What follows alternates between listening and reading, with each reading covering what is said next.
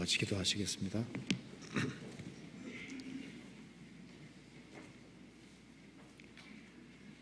저희를 사랑하시는 하나님 아버지 감사합니다.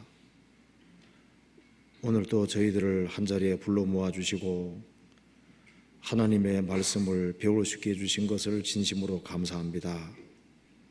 오늘 이 시간 주 성령께서 함께 해주시고 우리의 마음과 생각을 열어주시고 이 하나님의 말씀을 통해서 우리의 삶을 반성하며 우리가 어떻게 행할 것을 알 수 있도록 도와주시옵소서. 그리고 이번 주간에 집회가 있는 곳마다 주님이 함께 해주시고 도와주시옵소서. 제주도에 말씀을 증거하시는 이요한 목사님, 주님께서 지혜와 총명과 능력을 주셔서 새로 말씀을 듣는 모든 사람들 다 구원함을 얻을 수 있도록 도와주시옵소서. 그리고 파주교회에서 말씀을 증거하시는 신용철 목사님, 또 동작교구에서 말씀을 증거하시는 오세일 목사님, 또 미금 교구에서 집회 인도하시는 두봉님 목사님, 또 그 외에 많은 집회 가운데 함께 해주시고 도와주시옵소서.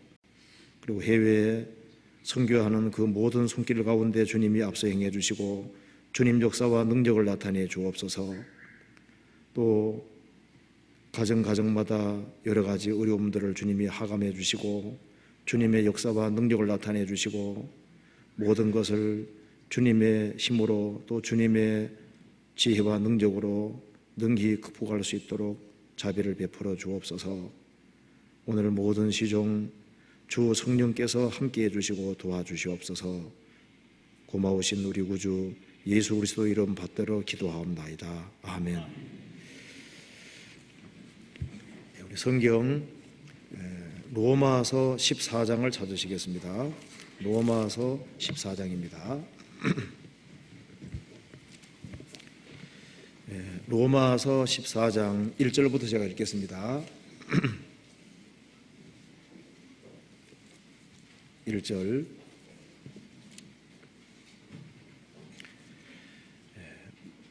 믿음이 연약한 자를 너희가 받되 그의 의심하는 바를 비판하지 말라.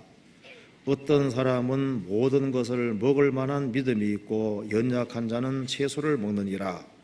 먹는 자는 먹지 않는 자를 업신여기지 말고 먹지 못하는 자는 먹는 자를 판단하지 말라. 이는 하나님이 저를 받으셨음이니라. 남의 하인을 판단하는 너는 누구뇨?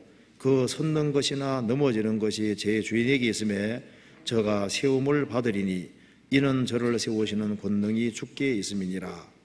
15장 1절입니다. 우리 강한 자가 마땅히 연약한 자의 약점을 담당하고 자기를 기쁘게 하지 아니할 것이라. 우리 각 사람이 이웃을 기쁘게 하되 선을 이루고 덕을 세우도록 할지니라. 그리스도께서 자기를 기쁘게 하지 아니하셨나니 기록된 바 주를 비방하는 자들의 비방이 내게 미쳤나이다 함과 같으니라. 무엇이든지 전에 기록한 바는 우리의 교훈을 위하여 기록된 것이니 우리로 하여금 인내로 또는 성경의 안위로 소망을 가지게 함이니라. 이제 인내와 안위의 하나님이 너희로 그리스도 예수를 본받아 서로 뜻이 같게 하여 주사 한 마음과 한 입으로 하나님 곧 우리 주 예수 그리스도의 아버지께 영광을 돌리게 하려 하노라. 이러므로 그리스도께서 우리를 받아 하나님께 영광을 돌리심과 같이 너희도 서로 받으라. 13절입니다.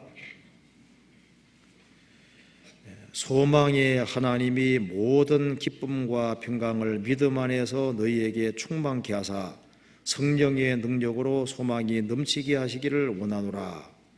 33절입니다. 평강의 하나님께서 너희 모든 사람과 함께 계실지어다. 아멘. 거기까지입니다.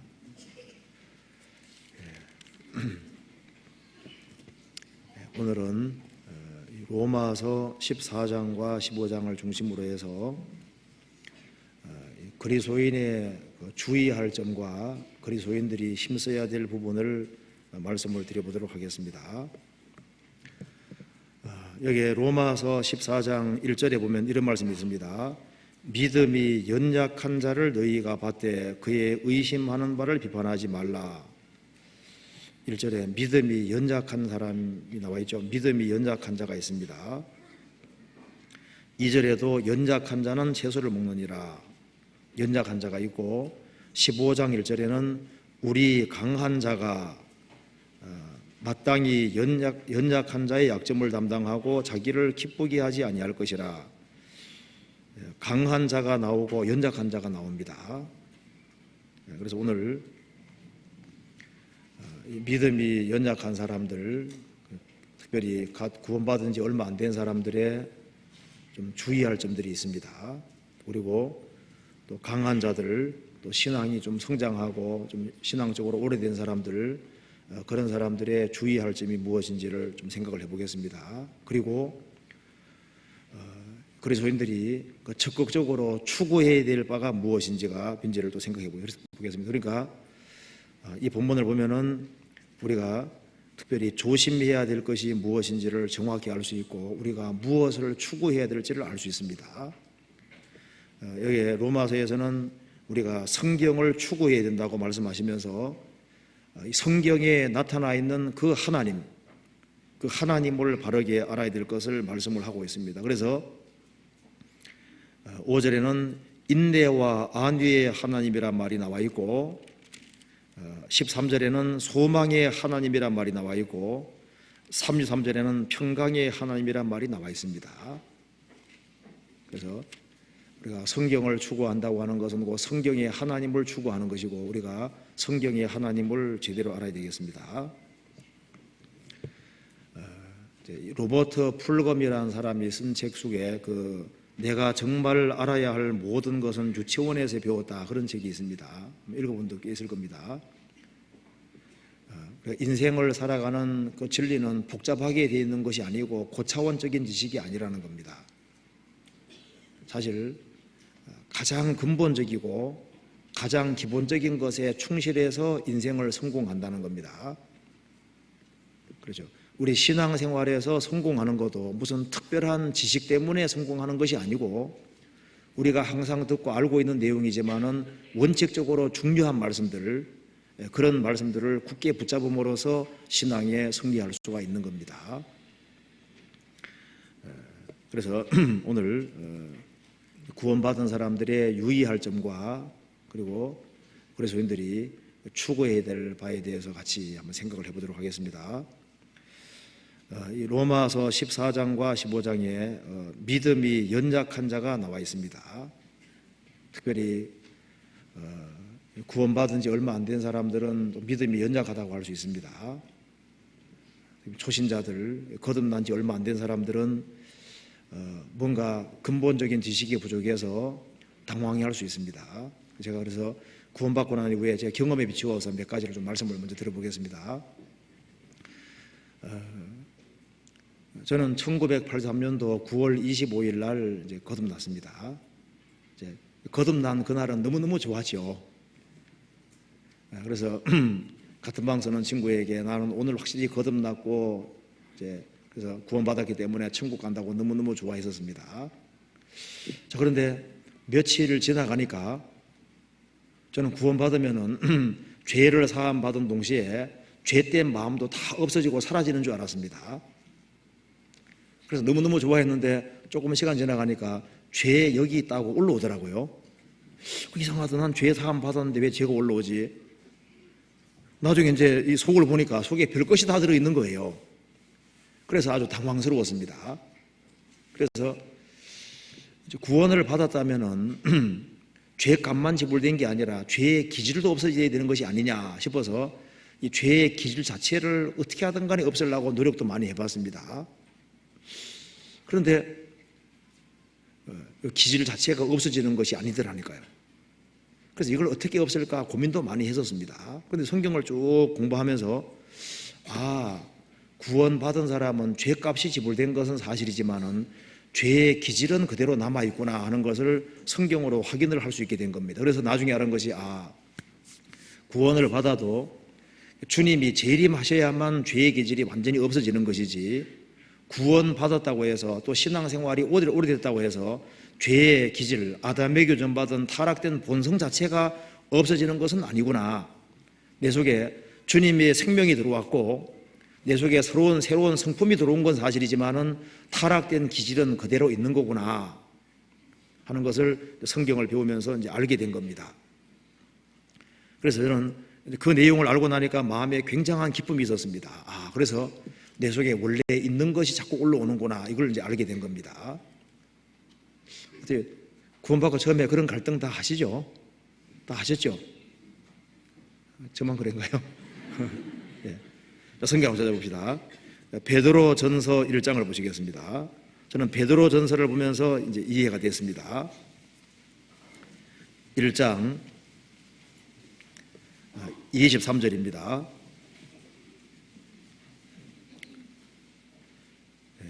너희가 거듭난 것이 썩어질 씨로 된 것이 아니요 썩지 아니할 씨로 된 것이니 하나님의 살아있고 항상 있는 말씀으로 되었느니라.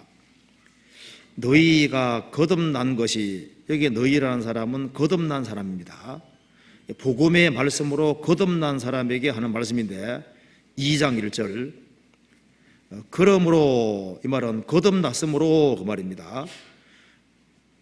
복음의 말씀으로 거듭났으므로 모든 악독과 모든 괴휼과 외식과 시기와 모든 비방하는 말을 버리고, 거듭났으므로라는 말이 나와 있고 버리고, 이 말은 있다는 말씀이죠.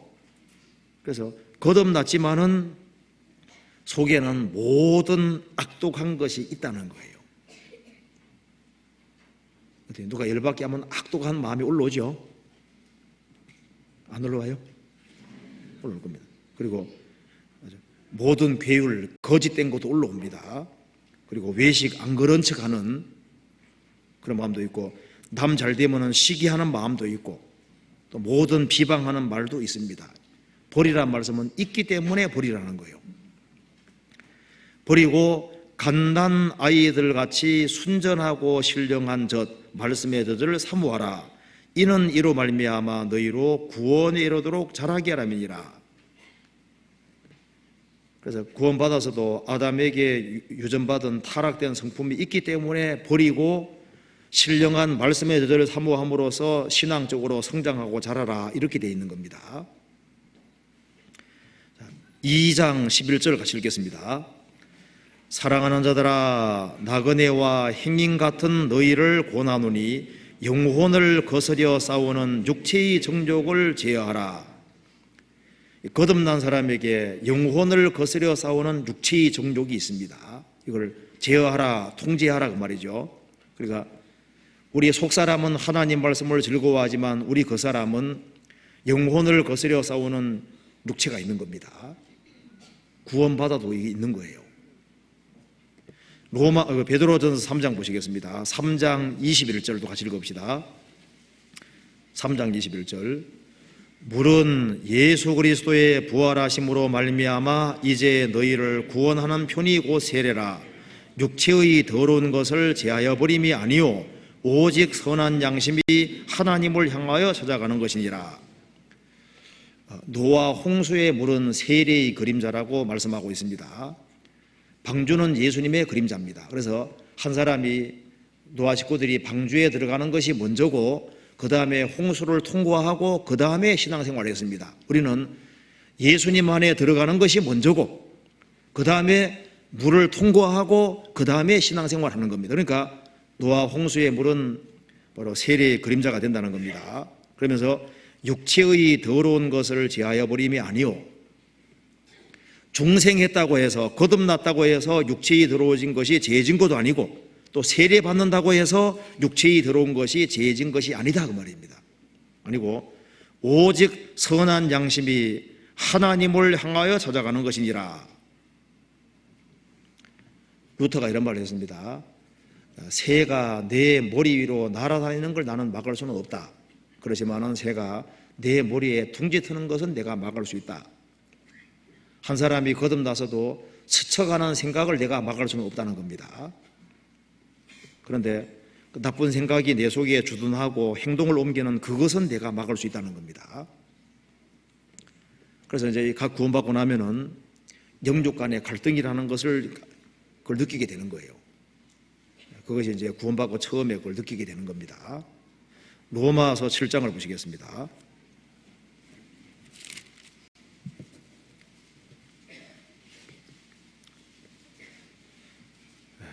7장 18절입니다. 내 속 곧 내 육신에 선한 것이 거하지 아니하는 줄을 아노니 원함은 내게 있으나 선을 행하는 것은 없노라.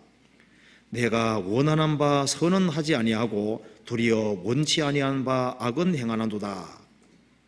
22절 내 속사람으로는 하나님의 법을 즐거워하되 내 지체 속에 한 다른 법이 내 마음의 법과 싸워 내 지체 속에 있는 죄의 법 아래로 나를 사로잡아 오는 것을 보는도다. 오라 나는 곤고한 사람이로다. 이 사망의 몸에서 누가 나를 건져내랴. 구원받은 사람 속에 속사람은 하나님 말씀을 즐거워하는데, 법을 즐거워하는데 우리 속에 죄의 법이 있는 겁니다. 타락된 기질이 법칙처럼 딱 자리 잡고 있는 거예요. 그래서 내가 이 물건을 이제 성경책을 이렇게 들어 올릴 수 있습니다.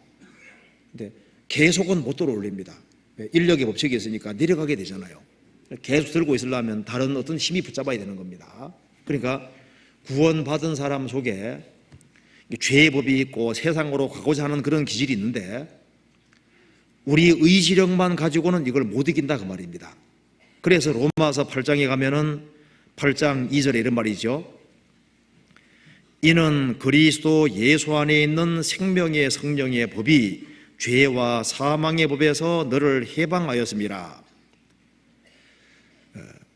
그리스도 예수 안에는 생명의 성령이 역사하시고 생명의 성령이 어떤 법칙처럼 힘처럼 작용하고 있는 겁니다. 그래서 구원받은 사람 속에 있는 죄와 사망의 법이 있지만은 그리스도 예수 안에는 생명의 성령의 법이 있기 때문에 그리스도인들이 그리스도 예수 안에 있으면 생명의 성령의 법이 그리스도인들을 해방시켜가고 계속적으로 해방시켜 갈 것을 지금 말씀하고 있는 겁니다. 그럼 여기서 그리스도 예수 안이 어디냐? 주님이 머리고 구원받은 사람들이 모인 무리가 그리스도 예수 안이기 때문에 구원받은 무리 속에는 성령 역사하시고 그 성령이 생명의 성령이 힘과 능력을 발휘하시기 때문에 참 놀라운 것은 구원받은 무리 가운데서 적극적으로 연결돼서 말씀을 배우고 성령에 공급받으면은 어떤 보이지 않는 어떤 힘에 붙잡혀서 육신은 계속적으로 올라오지만 그걸 쳐서 굴복시켜 가면서 신앙생활이 자연스럽게 되게 돼 있다 그 말입니다. 그래서 놀라운 것은 구원을 받아서도 자기 의지력만 가지고서는 죄의 법을 못 이깁니다. 결국은 자기 수단 방법대로 행하면 결국은 세상으로 가게 돼 있는 거예요. 그런데 구원받고 난 이후에 주님을 머리로 받드는 사람들이 모인 무리, 성령 역사하는 그 무리 가운데 연결되어 있으면은 성령이 구원받은 무리 속에 어떤 힘으로 역사하시고 작용하시기 때문에 거기에 있으면은 신앙생활을 자연스럽게 되는 것을 알게 되는 겁니다. 그래서 죄악의 파도가 있고 육신은 계속 올라오지만 그걸 쳐서 복종시켜 가면서 신앙생활을 정상적으로 할 수 있게 되는 거예요. 성경 갈라디아서 보시겠습니다. 갈라디아서 5장 16절 제가 한번 읽어보겠습니다. 내가 이르노니 너희는 성령을 좇아 행하라. 그리하면 육체의 욕심이 올라오지 아니하리라. 제대로 읽었습니까? 너희는 여호와의 책을 자세히 읽어보라.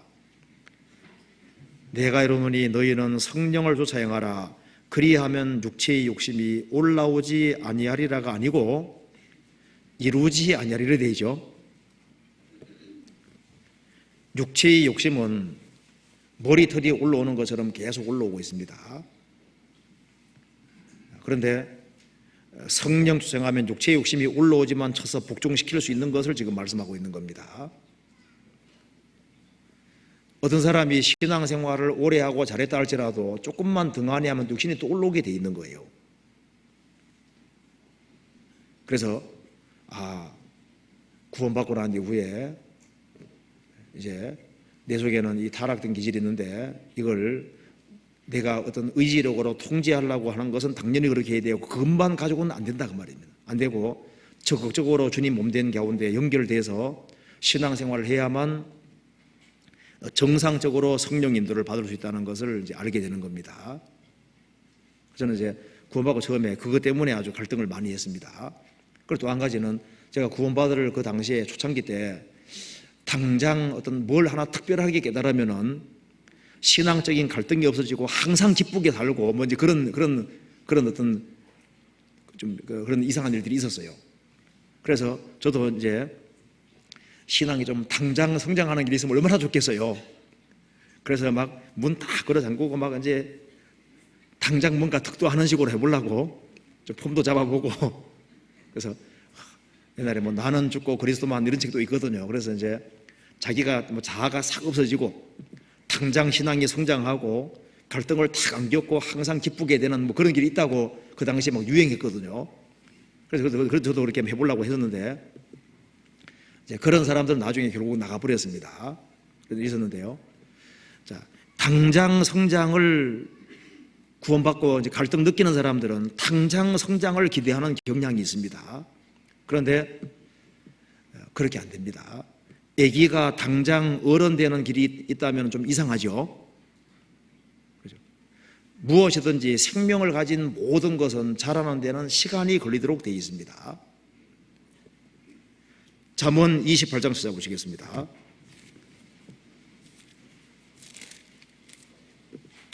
28장 20절.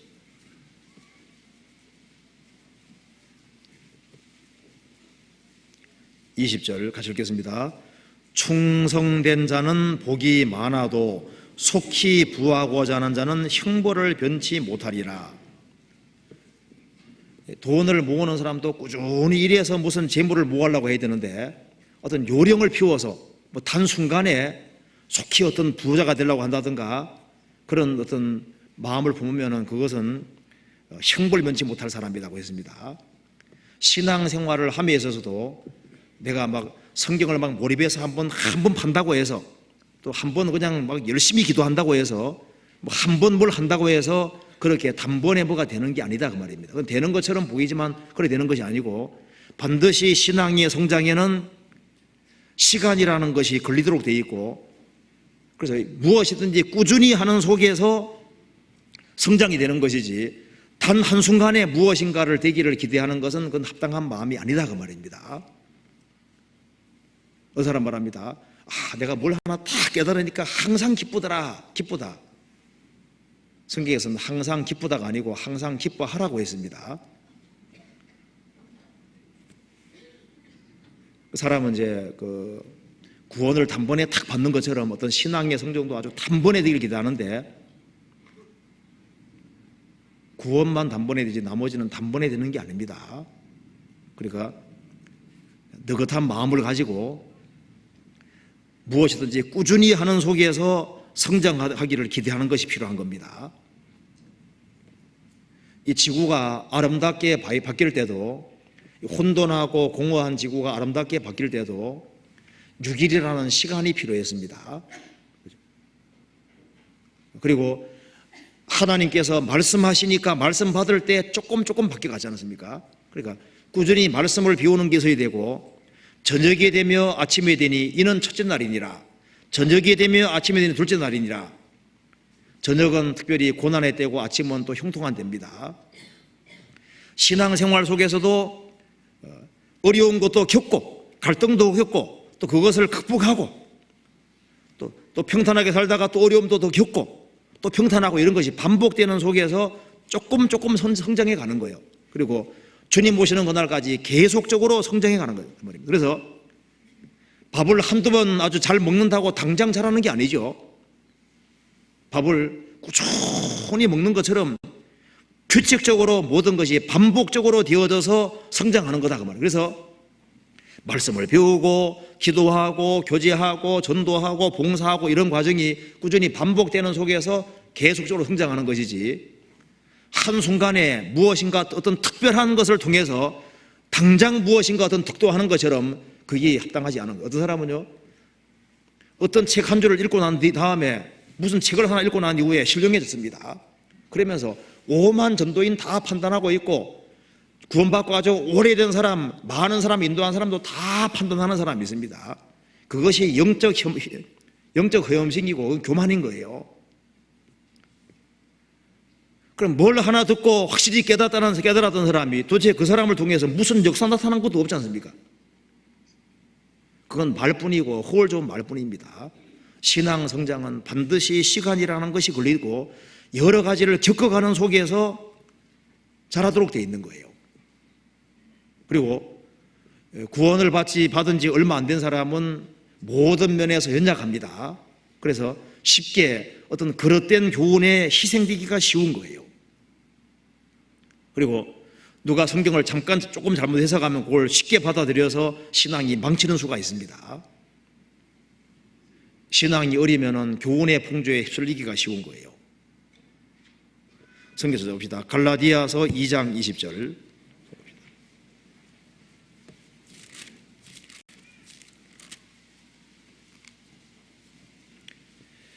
자, 20절 같이 읽어보겠습니다. 내가 그리스도와 함께 십자가에 못 박혔나니 그런즉 이제는 내가 산 것이 아니요 오직 내 안에 그리스도께서 사신 것이라. 이제 내가 육체 가운데 사는 것은 나를 사랑하사 나를 위하여 자기 몸을 버리신 하나님의 아들을 믿는 믿음 안에서 사는 것이라. 어떤 사람 말합니다. 나는 갈라디아 2장 20절을 아주 확실히 깨달았대요. 그러면서 이제는 바울 사도가 말한 것처럼 내가 그리스도와 함께 십자가에 못 박혔나니 그런즉 이제는 내가 산 것이 아니 오직 내 안에 그리스도께서 사신 것이라. 오직 내 안에는 그리스도가 사시고 나는 죽고 자아가 없어졌다는 거예요. 상담하면서 이제 마음을 좀 찌르면요 얼굴이 울그락불그락 하거든요. 자매님 아직 안 죽으셨네요. 죽기는 뭐가 죽었어요? 여기에 그 말이 아니잖아요. 그 뒤에 보면은 이제 내가 육체 가운데 사는 것은, 이제 내가 바울 사도 내가 육체 가운데 사는 것은, 그러니까 주님만 사는 것이 아니라 바울 사도도 육체 가운데 살고 있습니다. 그런데 왜 내가 산 것이 아니냐? 그 이유는 주인이 바뀌었기 때문에 그런 거예요. 구원받기 전에는 내가 주인이었는데 구원받고 나면은 주님은 주인이 되고 나는 종이 됐습니다. 주님은 내 아버지가 되고 나는 아버지 아들이 됐고, 주님은 신랑이 됐고 나는 신부가 됐습니다. 그래서 이제는 결혼하면은 신랑 중심으로 살고 아버지 중심으로 살고 주인 중심으로 살기 때문에 내가 산 것이 아니라고 했다 그 말입니다. 이 말씀과 똑같은 말씀이 성경에서 봅시다. 데살로니가전서 5장입니다. 5장 10절 같이 읽겠습니다. 예수께서 우리를 위하여 죽으사 우리로 하여금 깨든지 자든지 자기와 함께 살게 하려 하셨느니라. 이거 뭐라 했습니까? 함께죠.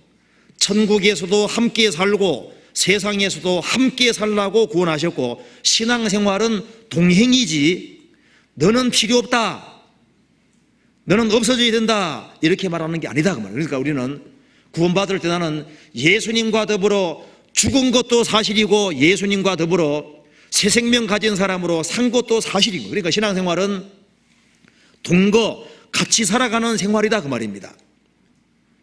그럼에도 불구하고 내가 산 것이 아니라고 한 이유는 주인이 바뀌었기 때문에 하는 얘기인 거예요. 2 빼기 1은 1이라는 것처럼 네가 문제다, 네가 빠져나가야 된다 그렇게 말하는 게 아닙니다. 너는 가만히 있으면 돼, 너는 아무것도 안 해야 돼 이렇게 말하면 틀린 얘기다 그 말입니다. 자, 자녀가 조금 자랐습니다. 잔심부름 할 수 있습니다. 아버지가 잔심부름 하라고 시킵니다. 아들이 말합니다. 아버지 나는 원래부터 아무것도 못해요. 아버지가 다 하셔도 나는 가만히 있을게요. 얘가 약간 이상해졌네. 이렇게 생각하게 되죠. 아들이 좀 건장하게 되었습니다. 바디를 시키니까 아들이 말합니다. 아버지, 나는 원래부터 못해요. 아버지가 다 매시고 다 하시고 나는 가만히 있을게요. 약간 돌았구나. 남편 아내가 이제 결혼했습니다.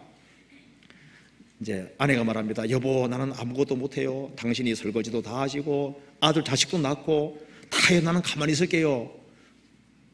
좀 이상하죠? 이게 2 빼기 1은 1이 아니고 신앙생활은 동겁니다. 같이 살아요. 같이. 구원받고 처음에는 주님 중심이라고 하지만은 자기 중심이 아직도 많이 있습니다. 근데 점점 주님 중심이 돼 가는 거예요. 사람이 결혼했을 때 처음에는 남편 중심인 것처럼 보이지만은 아내 중심이 많습니다. 세월이 흘러가면서 점점 동고동락 하는 가운데 남편 중심으로 바뀌어가게 되는 거예요. 그렇잖아요. 그러니까 신앙생활은 동거 같이 더불어 살아가는 것이라는 걸 알아야 되고, 어느 사람 말합니다. 주님이 다 해주시고 나는 가만히 있으면 된대요. 주님이 다 하시고 나는 가만히 있어야 된다. 아닙니다. 내가 다 해야 되고 주님은 아무것도 안 해요. 이거 틀린 얘기입니다. 성경은 주님도 100% 다 하시고 그리스도인들도 자기가 할 수 있는 범위 내에서 자기 최선 다해 사는 거예요. 그런데 자기가 해야 될 것을 안 하는 것도 합당치 않은 거고 주님이 해야 될 것을 자기가 하려고 하는 것도 합당하지 않지 않습니까? 그런데 이것이 적절하게 균형과 조화가 이루어지는데 시간 지나가면 돼 갑니다. 구원받고 처음에는 이것이 영에 속한 것이냐 혼에 속한 것이냐 몸에 속한 것이냐 너무 따지지 말아요. 너무 따지지 말고 그냥 주님 의지하고 자연스럽게 살아가는 것이 그게 잘하는 겁니다. 어느 사람은 이제 너무 따진다 합시다. 콩나물 사는 게 주님 뜻이냐 아니냐 뭐 이제 너무 세세하게 따지면요 항상 헷갈려. 그리고 어떤 사람 콩나물 좀 약간 싸게 사면요 야 그때 주님 도와주셨다 간증하면서 야 내가 오늘 주님이 콩나물 사는데 이렇게 갑자기 도와줬다. 그런 것은요 혼자 생각해야지. 그런 것을 간증하고 이렇게 하는 것은 그건 좀 지나치다고 할 수 있습니다. 그러니까 너무 세밀하게 구원받고 처음에는 너무 세밀하게 분별하지 말고 그냥 주님 붙잡고 자연스럽게 살아가면 세월이 지나가면 조금 분별력이 더 정확해지는 거예요. 처음에는 빛과 어둠이 나눠지고 궁창 위의 물과 궁창 아래의 물이 나눠지고 분별력은 시간 지나가면 세세히 생기도록 되어 있거든요. 그래서 너무 처음부터 너무 막 이렇게 막 가르는 식으로 이렇게 하지 말고 자연스러운 것이 제일 자연스러운 것이 자연스럽게 하면서 이렇게 배워나가는 게 필요하겠습니다. 그리고 이제 갓 구원받은 사람도 이거 이상하다 하면 보통 이상한 겁니다. 못 듣던 소리네 이상하네 하면 이상한 거예요. 이상한데 한데 계속 듣지 말고요. 이상하다 하면 일단 딱 이렇게 노하는 게 좋아요. 그리고 이제 점검해 보는 게 필요한 겁니다. 이상하다 해도 계속 들으면 나중에 이상한데 물이 들 수 있는 거예요. 그렇잖아요. 자, 그래서 그걸 생각하게 되고 또 한 가지는 이 구원을 이제 받은 지 얼마 안 된 사람은 오래된 사람이 굉장히 부럽잖아요. 그래서 오래된 사람들의 말을 굉장히 신뢰하는 경향이 있습니다. 그런데 또 어떤 사람이 간증할 때 간증 내용이 너무너무 좋으면은 간증을 그대로 삶에 적용하려는 그런 경향이 있습니다. 그런데 어떤 좋은 간증이 주어졌을 때 그 간증을 잘 듣고 그걸 응용을 잘해서 자기 상황에 맞추어서 적용시켜야지 남의 간증을 그대로 받아서 그대로 행동으로 옮기면은 부작용이 생길 수가 있는 거예요. 그렇잖아요. 어떤 사람이 간증한다 합시다. 야, 내가 남편에게 구원받고 나니 무조건 잘해주니까 구원받더라. 아, 그래요? 나도 그렇게 해봐야지. 그런데 자매가 좀 억센 자매입니다. 남편 좀 요리 잘할 수 있는 자매인데 그만 구원받고 나니 왜 아주 납작 엎드렸습니다. 그래 남편은요 그걸 이제 이용해서 남편이 더 세지거든요. 악용하는 경우도 있다 그 말입니다. 그럴 경우는 그걸 무조건 응용할 게 아니라 그렇게 할 게 아니라 당신 말씀 좀 들읍시다 이렇게 해가지고 리더십이 있으니까 딱 구원받게 해놓고 그 다음에 잘해줘도 늦지 않잖아요. 그러니까 남의 간증을 응용할 때는 그걸 잘 응용해서 내 상황에 맞는지 한번 잘 생각하면서 이렇게 해야지 남이 한다고 무조건 따라하는 식으로 하면은 부작용이 생기는 경우가 있는 거예요. 어떤 사람이 또 말합니다. 내가 구원받고 났는데 억세게 밀어붙이니까 남편이 구원받더라. 이래 들으니까 그래요? 근데 자면 유약하고 남편은 너무 억세거든요. 그러다가 한바탕 했다가 교회 못 나가게 만들고 머리털 잘리고 그런 경우는 그 적용이 잘못되지 않습니까? 어떤 사람 말하기를 기도만 열심히 하면 되더라. 근데 기도만 열심히 하다 보면 또 신비주의 빠질 수도 있거든요. 말씀만 열심히 보면 되더라. 잘못하면 교만하게 될 수도 있고. 그러니까 이 간증을 들으면서 균형을 잘 잡는다는 게 참 중요한 겁니다. 그 간증을 들을 때 참 간증이 참 좋다. 그럼 저걸 나도 본받아야 되겠는데 살면 어떻게 적용할까, 그걸 항상 생각을 하면서 내 상황에 맞는지 안 맞는지 잘 이렇게 생각하면서 받아들일 필요 있다 그 말입니다. 그 간증이 그 사람 상황에는 맞는데 내 상황에는 안 맞을 수 있거든요. 그렇잖아요. 그걸 좀 생각하는 게 필요하겠습니다. 또 한 가지는 이제 구원받고 나면은 이제 내가 하나님의 아들이니까 그 다음에는 앞길이 쫙 트이고 만사가 잘 될 거라고만 생각하면 안 되는 겁니다. 보통 그렇게 생각하는 경향이 있거든요. 내가 구원받은 하나님의 아들이니까 그 다음에 만사가 잘 돼갈 거다 이렇게 생각하는데 꼭 그런 것이 아닙니다. 이스라엘이 에집트에서 해방이 됐을 때 이스라엘 백성들은 홍해 바닷가에서 아주 만세를 불렀습니다. 출애굽 해방됐으니 얼마나 기쁘겠어요.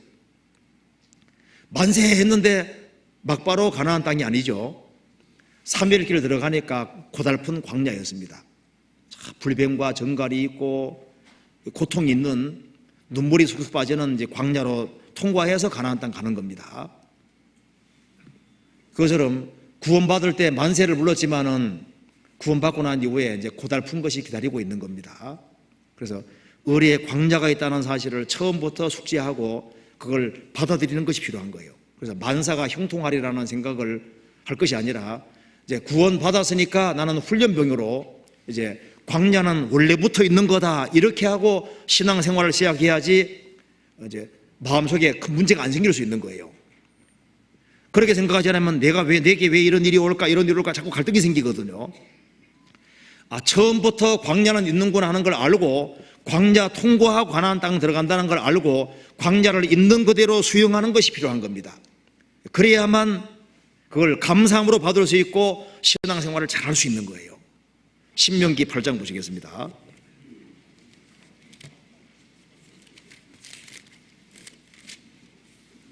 신명기 8장 2절입니다.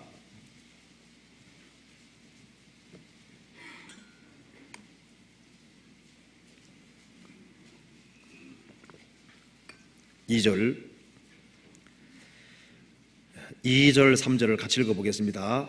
내 하나님 여호와께서 이 40년 동안에 너로 광야의 길을 걷게 하신 것을 기억하라. 이는 너를 낮추시며 너를 시험하사 내 마음이 어떠한지 그 명령을 지키는지 아니 지키는지 알려 하심이라. 너를 낮추시며 너로 줄이게 하시며 또 너도 알지 못하며 내 열조도 알지 못하던 만나를 내게 먹이신 것은 사람이 떡으로만 사는 것이 아니요 여호와의 입에서 나오는 모든 말씀으로 사는 줄을 너로 알게 하려 하심이니라. 이 말씀에서 내 하나님 여호와께서 이 40년 동안에 너로 광야의 길을 걷게 하신 것을 기억하라. 걷게 하셨다고 했어요. 하나님이 의도적으로 일부러 그렇게 하신 거예요. 구원받은 사람도 주님께서 일부러 광야의 길을 걷게 하십니다. 왜 광야의 길을 걷게 하시느냐? 훈련받아야 되니까요. 이는 너를 낮추시며, 구원을 받은 사람 속에 육신의 찌꺼기가 많이 있습니다. 교만한 것이 많이 있습니다. 그래서 광야 생활을 통해서 그리스도인들을 낮추는 거예요. 너를 낮추시며 너를 시험하사 내 마음이 어떠한지 그 명령을 지키는지 안 지키는지 알려 하심이라. 구원을 받은 사람도 자기 마음 잘 몰라요. 그래서 어려운 상황에 딱 부딪히면은 자기 속마음이 드러나게 되는 겁니다. 내가 정말 하나님을 사랑하는지 안 하는지가 드러나게 되는 겁니다. 너를 낮추시며 너로 줄이게 하시며 또 너도 알지 못하며 내 열조도 알지 못하던 만나를 내게 먹이신 것은 사람이 떡으로만 사는 것이 아니요 여호와의 입에서 나오는 모든 말씀으로 사는 줄을 너로 알게 하심이니라. 주님께서 줄이게도 하시고 어렵게도 하시고 여러 가지를 겪게 하십니다. 그렇게 하는 속에서 사람은 육체만 있는 것이 아니라 영이 있고, 그래서 사람은 하나님의 말씀으로 살아야 되고 하나님 말씀을 의지해야 된다는 것을 끊임없이 깨닫게 해주기를 원하셨던 겁니다. 그래서 어려움과 시련은 원래부터 오는 거다, 이렇게 생각을 하고 그걸 환영하고 받아들여야 되는 겁니다. 그래서 어떤 사람 말합니다. 내가 구원받기 전에는 내가 이렇게 인생이 고달프지 않았는데 구원받고 나니까 막 사사건건 막 문제가 걸리고 어려운 일이 계속 닥친다는 거예요. 이게 왜 그러냐는 거예요. 그렇죠? 구원받았기 때문에 그렇습니다. 그 말 이해되시죠? 군대에 입대하게 되면은 훈련을 받게 되잖아요. 하나님 자녀가 되면 주님께서 그때부터 훈련시키기 때문에 여러 가지 인생에서 여러 가지 겪게 만드시는 거예요. 그래서 구원받고 처음에 어려운 것은 원래부터 오는 거다, 이렇게 하고 신앙생활을 시작해야지 문제가 안 되는 거예요. 야고보서 1장 보시겠습니다.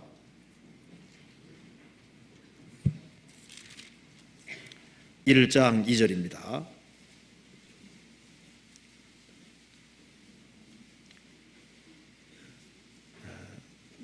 내 형제들아, 너희가 여러 가지 시험을 만나거든 온전히 기쁘게 여기라. 이는 너희 믿음의 시련이 인내를 만들어내는 줄 너희가 알미라. 인내를 온전히 이루라. 이는 너희로 온전하고 구비하여 조금도 부족함이 없게 하려 함이라.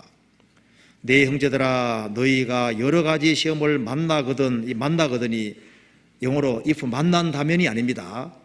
영어로 when 만날 때 그러니까 만난다면 이렇게 되어 있으면은 시련이 안 오는 사람도 있습니다. 근데 만날 때 그 말은 구원받은 사람 누구든지 시련은 오게 되어 있고 어려움은 오게 되어 있으니까 올 때 올 것이 왔구나, 이렇게 생각하고 받아들이라, 그런 뜻입니다. 너희가 여러 가지 시험을 만날 때 올 것이 왔구나 하고 온전히 기쁘게 받아들이라. 그걸 통해서 인내가 배양이 되고 인격이 배양된다는 거예요. 그래서 구원받고 처음에 이런 것을 좀 이렇게 알아두면은 신앙생활 하는데 이제 조금 큰 문제, 어려움이 없을 것 같이라고 생각이 듭니다. 그래서 각 구원받은 사람은 어떤 경우든지 구원받은 무리 가운데 반드시 거해야 된다는 사실을 확실히 알고 구원받은 무리 가운데 계속 거하면 주님이 다 깨닫게 도와주실 거예요. 그럴 겁니다. 성경에 그 하갈이 나오는데요, 아브라함과 사라는 하나님의 축복의 근원이고 그 아브라함과 사라 통해서 모든 민족이 복받도록 되어 있습니다. 그런데 그 아브라함과 사라 집에 하갈이 몸종으로 들어갔던 거예요. 그런데 사라가 이제 잉태하지 못하기 때문에 하갈을 아브라함에게 줬습니다. 그래서 하갈이 잉태하니까 교만해져서 여주인을 막 멸시하니까 여주인이 또 가만히 있어요. 그러니까 막 덜덜 볶은 겁니다, 하갈을. 그걸 보면은 하갈이 도망갈 정도면은 사라도 성질이 보통이 아니죠. 막 덜덜 볶아서 막, 그래서 하갈이 학대를 못 이겨서 도망가 버린 거예요. 천사가 말했습니다. 하갈이여, 어디서 왔으며 어디로 가느뇨? 그 무슨 말입니까? 너가 나온 곳이 어디인 줄 아느뇨? 그 말이잖아요. 이 아브라함과 사라는 하나님의 축복이 있는 곳인데 너는 얼마나 어마어마한 곳에서 나온 줄 아느뇨? 그 말이죠. 어디로 가느뇨? 너는 갈 곳이 애굽이고 애굽으로 가면 망하는데 그걸 아느뇨? 그런 뜻이잖아요.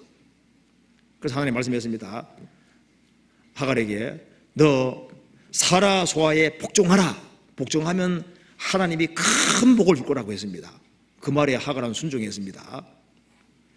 그래서 저희들이 어떤 교만해서 어떤 갈등이 생길 경우에 도망가는 수가 생기지 않습니까? 도망가면 큰일 나는 거예요.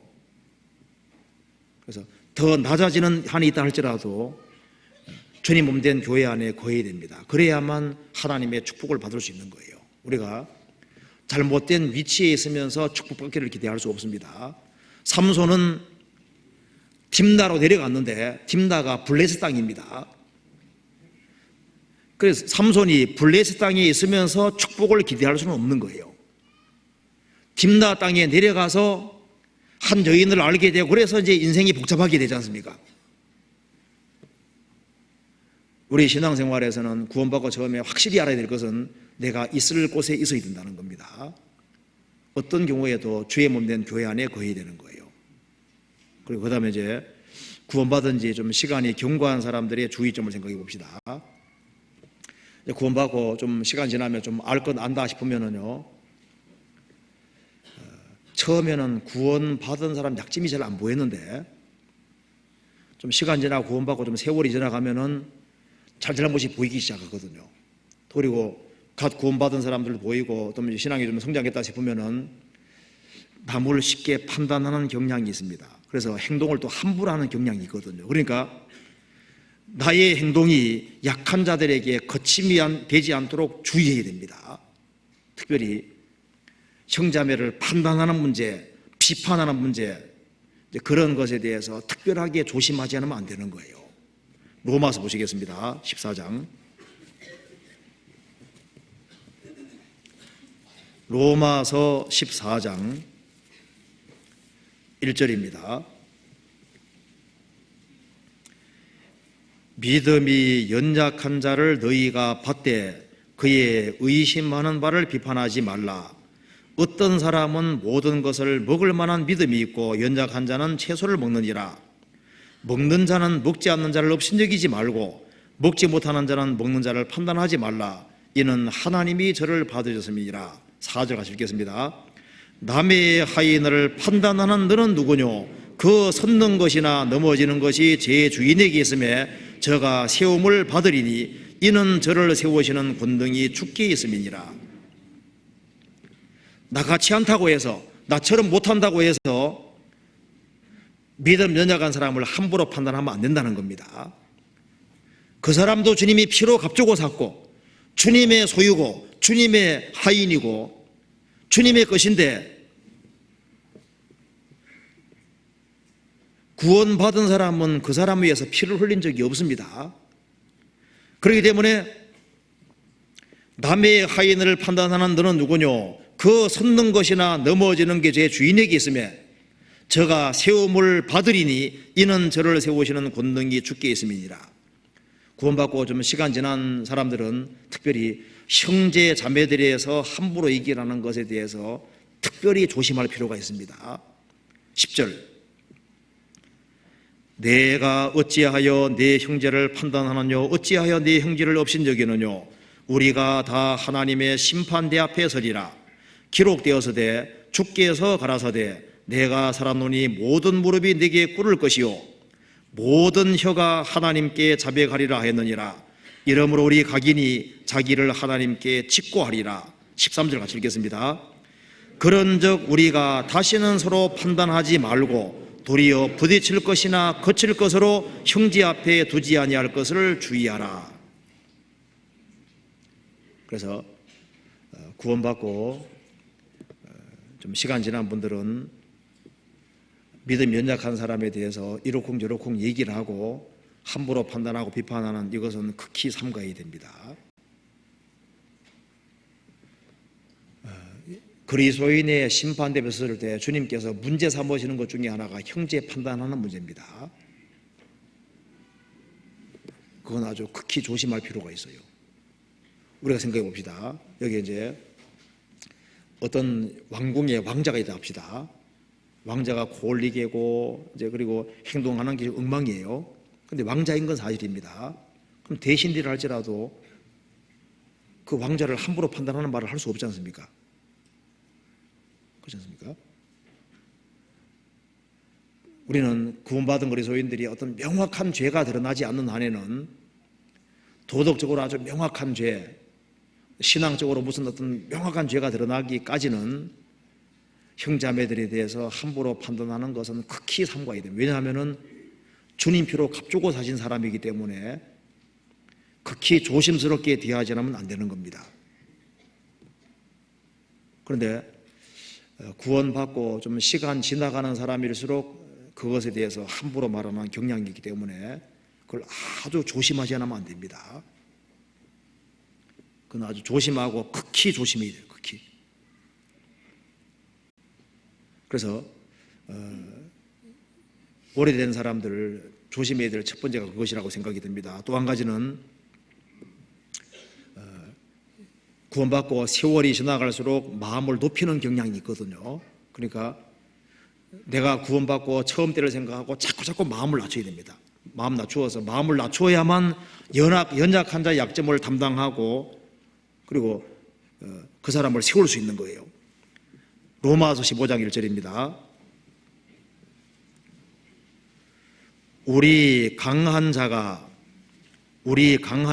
마땅히 연약한 자를 비판할 것이 아니라 약점을 담당하고 자기를 기쁘게 하지 아니할 것이라.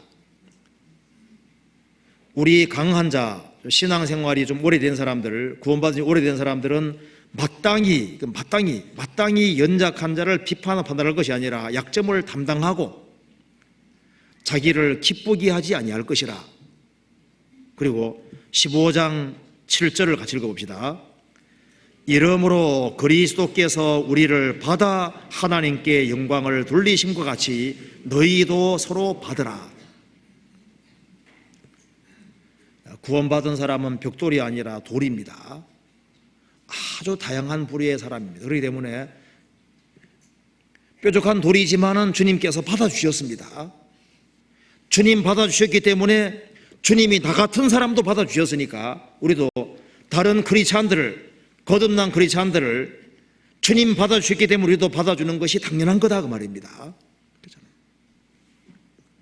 그래서 마음 낮추어서 연약한 자의 약점을 담당하고 사람들을 세워주려고 하려고 노력해야 되는데 그렇게 하지 않고 뭘 잘 못한다고 해서 비판하고 판단하고 그런 식으로 하는 것을 조심하라고 말씀하신 겁니다. 그리고 그 다음에 구원받고 좀 시간 지난 사람들의 문제점 중에 하나가요, 이 타성에 젖는 겁니다. 모든 게 습관화되는 것이 무서운 거예요. 그래서 구역장 처음 할 때는 아주 정신 바짝 차리고 하죠. 2년째 할 때는 좀 익숙해지니까 조금 신경을 더 쓰죠. 3년째, 4년 되면은 이제 잘못하면은 그냥 습관화되면은 이게 큰 문제가 생기는 거예요. 우리 신앙생활이 습관화되면은 습관을 이제 우리가 필요한 습관은 필요하지만은 타성에 젖는 것은 아주 심각한 문제가 있습니다. 그 옛날에 우사라는 사람 아시잖아요. 그 아비나답의 아들인데 아비나답 집에 법궤가 들어왔습니다. 법궤 만지면은 죽는 거예요. 그래서 아비나답 집안에 있는 집안은 철저히 사람을 단속해서 법궤 만지면 죽기 때문에 가까이 얼씬도 못하게 했습니다. 근데 그 집에서 20년 동안 있었는 거예요. 그러니까 우사와 아요가 처음에는 법궤 접근도 하지 않죠. 이제 건드리면 죽으니까. 근데 1년 지나고 2년 지나고 이제 세월 20년 지났으니까 이제 아무 일이 없으니까 나중에 가까이서 보는 거예요. 야, 이렇게 생겼구나. 그런데 세월이 점점 지나가면서 신비감이 사라지고 나중에는 상자각으로 보이는 거예요. 다윗이 법궤를 옮기려고 할 때 새 수레에 싣고 옮겼습니다. 그때 우사와 아요가 옆에 있었잖아요. 법궤가 이제 소들이 나곤 타작마당에 뛰니까 법궤가 이제 넘어지려고 하니까 어떻게 했는지 아시죠? 탁 만졌습니다. 자, 그 옆에 이스라엘 사람이 있으면 어떻게 될까요? 법궤 만지면 죽으니까 죽는 게 옆에 있으니까 신경 쓰여 안 써요? 쓰이죠? 법궤 넘어지면 어떻게 할까요? 얼른 피하죠. 얼른 피하는 게 정상인데 왜 탁 만졌을까요? 이게 상자 꽉이니 하고 만진 거예요. 그러니까 법궤에 대한 신비감이 계속 있다가 세월이 흘러가니까 신비감이 싹 사라지고 상자각으로 보이는 거예요. 우리가 알아야 될 것이 있습니다. 구원받을 때도 주님은 우리 가운데 계셨습니다. 아무리 오랜 세월 지나도 주님은 구원받은 사람 속에 두렵싸고 계십니다. 그런데 세월이 지나가면서 이제 우리 가운데 역사하시는 주님은 안 보이고 형제자매들이 보이고 형제자매들이 좀 부족해 보이고 하니까 이제 자기가 좀 높아지는 겁니다. 그러면 형제자매들을 보면 뭐 시시하게 보이고, 이렇게 하다 보면 자기가 이제 쥐고 흔들려고 하게 되고, 그렇게 하다 보면 잘못하면은 우리 가운데 역사하시는 주님하고 꽉 부딪힐 수 있는 거예요. 그래서 구원받고 시간 지나는 사람일수록 신앙생활이 이제 신앙생활하는 게 습관적이 되는 것은, 습관화되는 건 필요하지만 타성에 젖으면은, 아주 잘못하면은 큰 문제가 생깁니다. 하나님은 영이시기 때문에 마음을 요구하시는 분입니다. 마음이 들어가지 아니하고 형식으로 끝나면은 하나님 받을 수 없는 거예요. 구약시대 때 모든 정죄의 대상은 결국은 형식으로 끝날 때 정죄와 심판을 받게 된 겁니다. 예수님이 이스라엘 땅에 오셨을 때 이스라엘 땅에는 훌륭한 성전이 있고 거기에 제사장들이 있고 하나님 섬기는 예가 있었습니다. 주님은 거기에 나시지 않으시고 구유에 나셨고, 주님을 영접한 사람들은 제사장들이 아니라 목동이었고 멀리서 온 동방박사들이 영접했습니다. 그렇죠. 주님께서 내가 바로 메시아라고 알려준 것은 이게 성전에 있는 사람들에게가 아니고 6번째 남편하고 살고 있는 사마리아 여자에게 그렇게 했습니다. 사마리아 여자는 비록 죄가 많고 연약한 여자지만은 진리를 구하고 찾는 그것이 있기 때문에 주님 만나주시지 않습니까? 주님은 형식이 아무리 훌륭하다 할지라도 그 간절함이 없고 마음이 들어가지 아니하면 주님 받을 수 없는 겁니다. 주님은 하늘에 계시는 동시에 통이하는 심령을 가지고 자기 잘못을 깨닫고 정말 뉘우치는 사람들, 그리고 진리 가운데 정말 행하려는 그런 마음이 있는 사람들, 그런 사람들 속에 역사하시는 거예요. 우리가 신앙생활 하면서 신비감이 없어지고 하나님에 대한 경외감이 없어지면은, 그러면은 신앙 내리막길을 걷는 겁니다. 왜 이스라엘 백성들에게 400년간 침묵기가 있었을까요? 그들의 삶이 형식으로 흐를 때 하나님이 침묵하신 겁니다. 우리가 하나님을 접촉하는 그 모든 것에는 마음이 들어가지 않으면 안 되는 겁니다. 하나님이여, 사슴이 물을 찾기에 갈급한 같이 내 영혼이 주를 찾기에 갈급하니이다. 물이 없으면 제일 빨리 죽는 짐승이 사슴이라고 얘기하잖아요. 사슴은 물을 먹지 못하면 빨리 죽습니다. 그렇기 때문에 일단 물을 찾는 데 얼마나 바쁜지 몰라요. 그래서 하나님이여, 사슴이 물을 찾기에 갈급한 같이 내 영혼이 주를 찾기에 갈급하니이다. 타석에 내가 젖는 것이 아닌가. 우리가 신앙생활을 습관적으로 교회에 나와야 되고 봉사도 해야 되고 그것도 당연한 겁니다. 그런데 습관화 시키는 건 좋지만은 우리 마음까지 그냥 습관적으로 흐르면은, 타성에 젖으면은, 그러면은 자기도 모르는 사이에 주님과 멀어질 수 있는 거예요. 신앙생활을 할 때는 항상 조심을 하지는 안 되는 겁니다.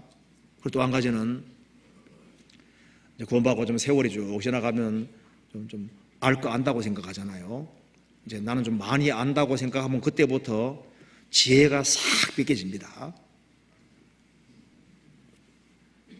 스스로 지혜롭게 여기는 그거 조심해야 됩니다. 로마서 12장을 보시겠습니다. 16절. 서로 마음을 같이하여 높은 데에 마음을 두지 말고 도리어 낮은 데에 처하며 스스로 지혜 있는 채 말라. 서로 마음을 같이하며 높은 데에 마음을 두지 말고 도리어 낮은 데에 처하며 스스로 지혜 있는 채 말라. 우리는 지금 무한하신 하나님 앞에 있습니다. 우리가 안다고 하는 것은 너무나도 적은 것에 불과하기 때문에 계속적으로 배우는 자세를 갖지 않으면 안 되는 거예요. 제가 들은 얘기인데요. 저도 아는 분입니다. 어떤 분이 이제 봉고 타고 이제 가는데 말씀을 듣고 가고 있었던 거예요. 근데 그래서 봉고 몰고 가면서 말씀을 듣고 가다가 말씀에 빠져버린 거예요. 그러다가 이제 같이 기도합시다 하기 때문에 봉고 안에 있는 걸 잊어버리고 봉고 이제 운전대 붙잡고 기도하다가 꽝 했습니다. 다행인 것은 차만 고장났으니 다행이죠. 그 구원받은 거 처음에는 참 말씀에 대한 갈망이 있고 이렇게 했는데 나중에는 이제 알만하다 싶으면요, 이제 이것이 열정적인 마음을 가지지 않고 설교도 판단하는 마음으로 듣게 되고 듣고 뭘 아는 것처럼요 이렇게 착각하는 수가 있습니다. 근데 누가 어떤 말씀하든 간에 그 간절한 마음으로 다시 되새기는 마음으로 들으면 주님께서 틀림없이 은혜를 주실 거예요. 우리는 다 아는 것이 아닙니다. 잠언 3장 보시겠습니다.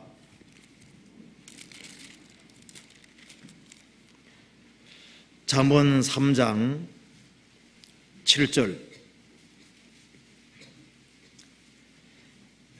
스스로 지혜롭게 여기지 말지어다.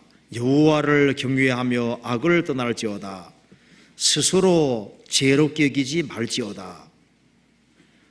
잠언 26장 보시겠습니다. 12절 같이 읽겠습니다. 26장 12절 같이 읽읍니다. 내가 스스로 지혜롭게 여기는 자를 보느냐? 그보다 미련한 자에게 오히려 바랄 것이 있느니라. 내가 스스로 지혜롭게 여기는 그런 사람을 보았느냐? 그 사람에게는 아무것도 배울 것이 없다는 거예요. 그보다 미련한 자에게 오히려 바랄 것이 있느니라. 스스로 잘난 체하고 뭘 아는 체하면 그 사람에게는 배울 것이 아무것도 없다는 거예요.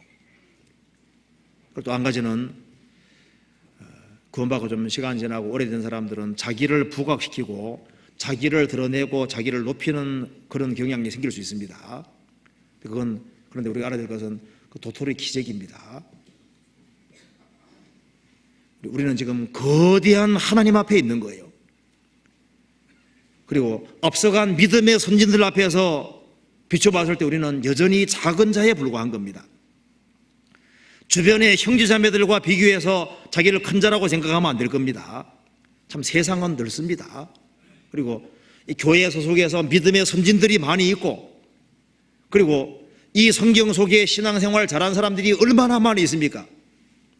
그런 사람들에 비하면 우리는 아무것도 아닌 거예요.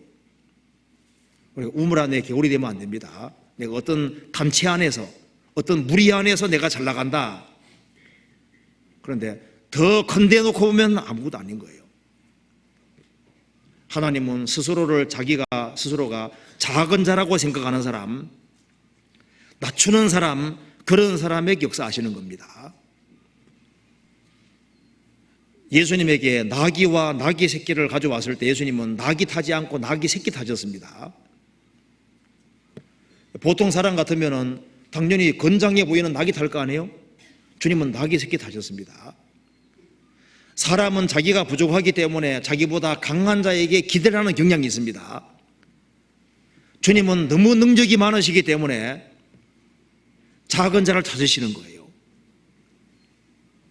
우리는 능력이 없습니다. 우리는 주님 앞에서 항상 어린아이고 항상 작은 자에 불과한 거예요. 그리고 형제자매들 속에서도 사실은 우리는 주님 안 도와주면 아무것도 아닌 거예요. 그걸 좀 생각해야 되겠습니다. 그리고 또 한 가지는 좀 구원받은 지 꽤 된 분들은 이제 이 정도면 됐다 그 생각을 가지는 경향이 있습니다. 이제 그때부터 퇴보하는 겁니다. 주님 오시는 그날까지 끊임없이 매진하고 끊임없이 마음과 정성을 들이지 않으면 안 되는 거예요. 레위기 11장에 보면은 물고기 중에 먹을 것은 비늘이 있고 지느러미 있는 건 먹으라 했습니다. 좌우 지느러미는 이제 방향 잡는 것이고 꼬리의 지느러미 추진적입니다. 주님이 뭘 정확하게 보시냐 하면은 목표를 확실히 하고 끊임없이 매진하는 그걸 볼 때 주님께서 그걸 보고 거룩하다 하시고 좋아라고 하시는 거예요. 우리가 어디까지 이르렀든지 거기에서 끊임없이 나아가려고 해야 되고 현상유지로 끊으려고 하면 안 된다 그 말입니다. 현상유지로 마치면 그건 퇴보하고 있는 거예요. 빌립보서 2장 보시겠습니다.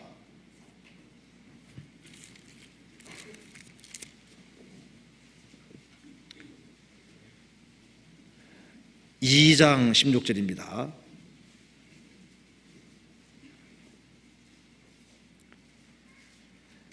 생명의 말씀을 밝혀 나의 다름질도 떼지 아니하고 수고도 떼지 아니하므로 그리스도의 날에 나로 자랑할 것이 있게 하려 함이라. 바울 사도가 말씀했습니다. 생명의 말씀을 밝혀 혹은 붙들어 나의 다름질도 떼지 아니하고 수고도 떼지 아니하므로 그리스도의 날에 나로 자랑할 것이 있게 함이니라. 생명의 말씀을 밝혀 붙들고 열심히 달려가야 되는 겁니다. 빌립보서 3장 13절입니다. 13절.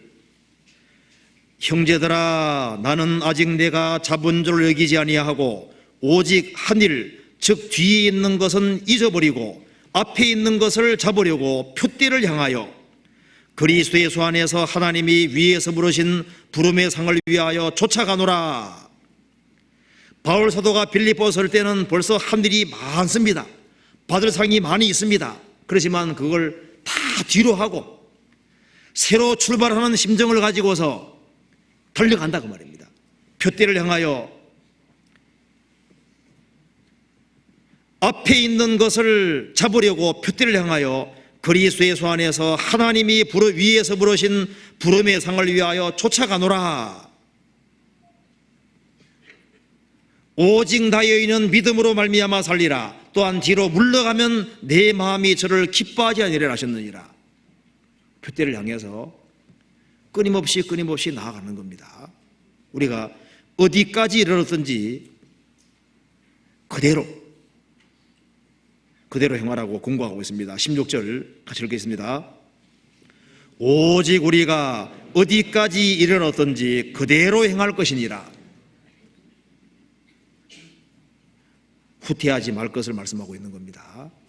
그리고 또 한 가지, 구원받고 이제 오래된 사람들 약점 중에 하나가 갓 구원받았을 때는 주님이 곧 오리라고 생각을 하고 주님 재림을 간절히 사모하고 기다렸는데, 요즘 보면요, 구원받은 지 얼마 안 된 사람은 주님이 곧 올 거라 생각하고 항상 주님 재림을 바라며 사는데, 오래된 사람들 중에 오히려 주님은 더디 올 거라고 생각하는 경향이 있습니다. 내가 구원받고 아직까지도 주님 안 왔는데 설마 빨리 오겠나 이렇게 생각하는 거예요. 그러면은 주님이 더디 오리라는 생각을 가지게 되면은 세상 계획을 세우고 세상에 안주한 마음을 가지고 뒤로 신앙이 후퇴하는 경향이 있는 겁니다. 모세가 십계명을 받으러 시내산 갔다가 빨리 안 왔습니다. 모세가 더디 내려오니까 뭐 했습니까? 밑에서 금송아지 만들었습니다. 우상 숭배했습니다. 주님이 더디 올 거다, 빨리 안 올 거다, 그렇게 생각하는 사람은 잘못하면은 신앙생활 속에서 큰 우상이 들어올 수도 있는 겁니다. 주님이 더디 올 거다, 그런 생각 가지고 있는 사람은 세상적이 되기 쉽고 육신에 빠지기 쉬운 거예요. 주님은 내가 구원받을 때 빨리 오리라고 생각했다면은 세월이 지나갈수록 주님 재림에서 점점 더 가까워지니까 더 대비하는 마음을 가지고 살아야 될 것이 당연한 겁니다. 그런데 지금까지 안 왔기 때문에 설마 빨리 오랴 그러면서 마음을 풀어놓고 세상적인 계획을 세우다 보면은 잘못하면은 덫에 덜컥 걸리게 되는 거예요. 성경 누가복음 21장 보시겠습니다.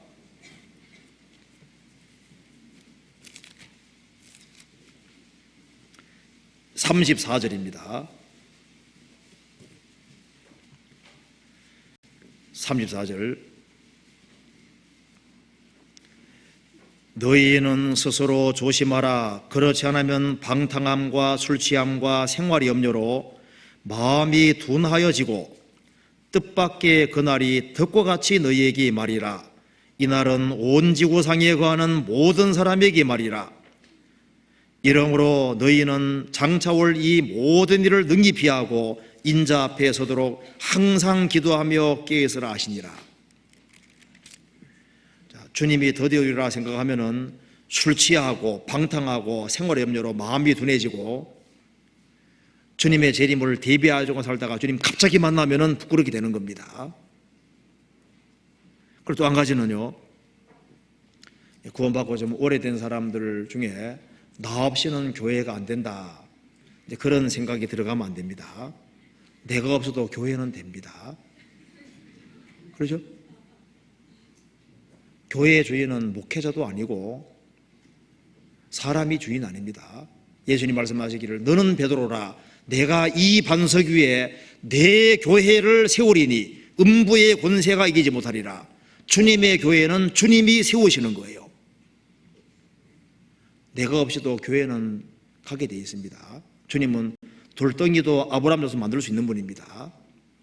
우리는 항상 무슨 생각이 돼? 나는 교회의 지체로서 쓰임받는 부분이다. 내가 구역이든 조든 나 없이는 안 되는 것이 아니라 나는 하나의 쓰임받는 부분이기 때문에 내가 아니더라도 교회는 되게 돼 있고 모임은 되게 돼 있어요. 근데 내가 쓰임받지 못하면 내가 손해이기 때문에 나는 주님 앞에 쓰임받기 위해 자기들을 항상 조심하고 이렇게 하는 거예요. 이걸 좀 생각해야 되겠습니다. 이건 이제 우리가 주의할 점을 생각해 봤고요. 그건 소극적인 측면이고 적극적인 측면이 어떻게 되겠습니까? 삼가 조심하는 동시에 신앙생활을 할 때 적극성을 가지고 적극적으로 희생과 수고할 각오를 하라고 말씀하신 겁니다. 로마서 15장 보시겠습니다. 로마서 15장 1절. 우리 강한 자가 마땅히 연약한 자의 약점을 담당하고 자기를 기쁘게 하지 아니할 것이라. 우리 각 사람이 이웃을 기쁘게 하되 선을 이루고 덕을 세우도록 할지니라. 자, 그리스도인들의 신앙생활은 자기를 기쁘게 하지 않는 삶, 이웃을 위한 삶입니다. 자기 중심의 삶이 아니라 다른 사람을 세우는 쪽으로 행동하는 삶을 가리키는 거예요. 그리고 또 한 가지는 7절. 이러므로 그리스도께서 우리를 받아 하나님께 영광을 돌리신 것 같이 너희도 서로 받으라. 주님이 우리를 받아주심으로 아버지께 영광 돌린 것처럼 우리도 구원받은 사람을 받고 다른 사람을 거의 받음으로써 영광 돌리는 겁니다. 그러니까 하나님께 영광 돌리는 삶, 그것은 용서하고 사랑을 베풀고 나눠줌으로 살아가는 삶이고, 그리스도께서 그렇게 하신 것처럼 너희도 그렇게 하라는 거 말은 뭡니까? 그리스도를 본받는 삶을 가리키는 겁니다. 신앙생활은 이기적인 삶이 아닙니다.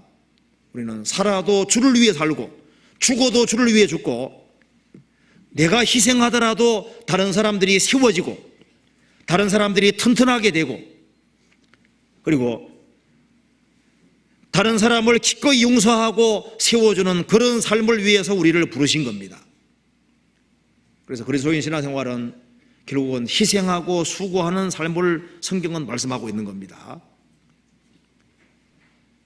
히브리어는 동사가 항상 먼저 나갑니다. 우리는 나는 간다 그러잖아요. 히브리어는 간다 나는이거든요. 하나님이 천지를 창조하시니라, 우리말은 이렇게 나가잖아요. 히브리 말은 창조하시니라 하나님이 천지를 이렇게 나가거든요. 그래서 항상 동사가 먼저 나가는 겁니다. 이 성경은 움직이는 속에서 배우도록 하나님 정해주셨습니다. 문 딱 걸어 잠그고 머리 굴려서 깨닫는 것이 아니고 하나님 말씀 묵상하고 하나님 말씀을 행하는 속에서 다 깨닫도록 되어 있는 거예요. 고린도전서 13장에 사랑은 오래 참고 사랑은 온유하며 쭉 나오죠. 그 사랑의 정의가 전부 다 동사형으로만 되어 있습니다. 한마디로 사랑은 움직이는 것이라는 걸 말하고 있는 겁니다. 그러니까 우리가 희생하고 수고할 각오를 하지 아니하면은 신앙생활을 제대로 배울 수 없는 거예요. 그런데 이런 희생하고 수고하는 삶이 지속성을 가지고 그리고 가속화되고 지속적인 것이 되기 위해서는 어떻게 해야 되느냐? 성경을 성실하게 배워야 될 것을 공부하고 있는 겁니다. 4절 같이 읽어보겠습니다. 15장 4절 같이 읽겠습니다. 무엇이든지 전에 기록한 바는 우리의 교훈을 위하여 기록된 것이니 우리로 하여금 인내로 또는 성경이 아니로 소망을 가지게 함이니라. 우리가 신앙생활을 힘있게 바르게 하기 위해서는 성경을 추구하는 삶을 살아야 되는 겁니다. 무엇이든지 전에 기록한 바는, 이 성경 말씀을 기록한 바는 우리의 교훈을 위하여 기록된 것이니 우리로 하여금 인대로 또는 성경이 아니로 소망 가지게 합니다. 성경은 소망의 책입니다. 성경을 열심히 배우는 사람은 틀림없이 성경은 사람에게 소망을 주실 겁니다. 이 성경에는 무수히 많은 약속이 있습니다. 성경을 배우면 성경은 영혼의 눈을 밝혀줍니다. 그리고 주님이 죽으시고 부활하시고 우리 가운데 계시기 때문에 우리의 눈을 밝혀주면은 이 성경은 약속으로 가득하고 소망으로 가득 차게 만든다는 걸 알 수 있습니다. 그리고 이 성경 배우게 되면 인대가 얼마나 중요한지를 배우게 됩니다. 성경은 사람으로 인대하게 하고 또 성경은 사람에게 위로와 소망을 주는 책입니다. 그리고 성경을 배우게 되면은 성경을 배우고 성경 붙잡고 살다 보면은 이 마음속에 아주 각인되는 말씀이 생기는 거예요. 그래서 이 중심에서 나오는 소리들이 있습니다. 그걸 가리켜 성경에서는 뼈가 이르는 말씀이라고 얘기하고 있는 거예요. 우리가 성경을 충실하게 배우고 말씀에 순종하고 붙잡고 살아가면은 그 속에서 정말 깨달아지는 말씀이 있거든요. 그래서 중심에서 나오는 말씀이 있는데 그걸 가리켜 성경에서는 뼈가 이르는 말씀이라고 얘기하고 있습니다. 잠깐 찾아봅시다. 시편 35편 찾아봅시다.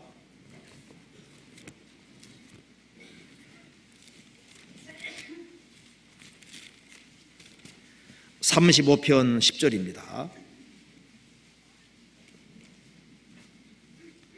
10절 같이 읽겠습니다.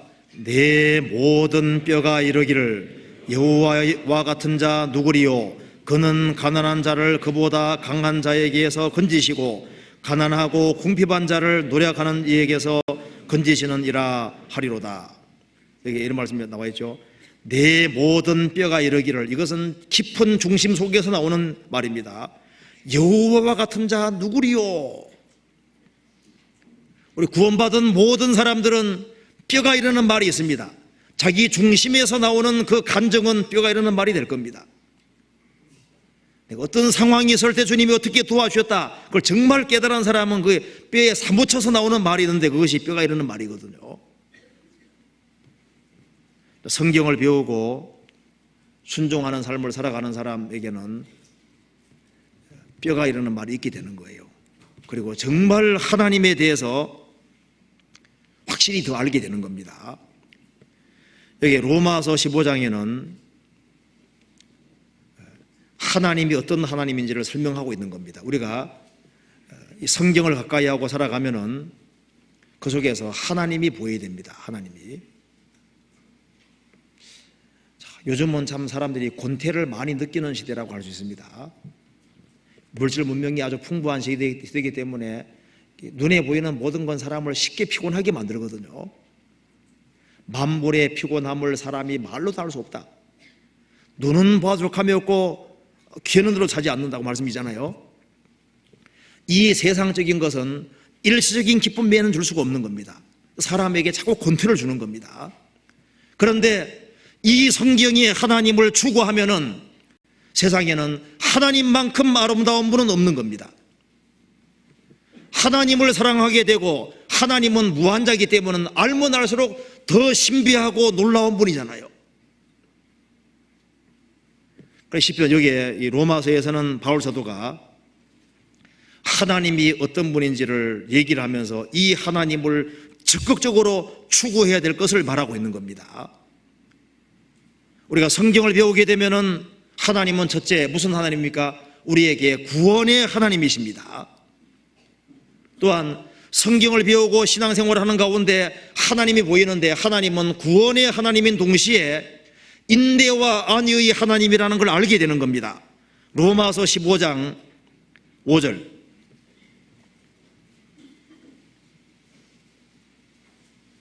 15장 5절 이제 인대와 안위의 하나님이 너희로 그리스도 예수를 본받아 서로 뜻이 같게 하여 주사. 여기에 이제 인대와 안위의 하나님. 우리가 처음에는 하나님을 구원의 하나님으로 압니다. 하나님은 내게 구원이시라. 내게 구원을 주신 하나님으로 압니다. 그 다음 무슨 하나님을 압니까? 하나님은 인대와 안위의 하나님입니다. 자, 마귀는 순간적이고 육체적이고 일시적이고 어떤 감각적인 것을 줄 뿐입니다.